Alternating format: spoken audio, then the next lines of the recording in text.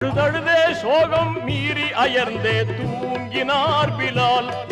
அது போது நபிகள் நாதர் கனவில் தோன்றியே சொன்னார், அன்பே நீர் இங்கே வாடுவதாலே நன்மையல்லவே, அன்றேனோ மதினா நகரை விட்டு வந்தீர் வீணிலே.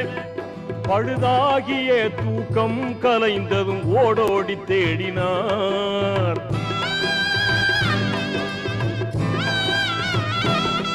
பழுதாகிய தூக்கம் கலைந்ததும் ஓடோடி தேடினார்.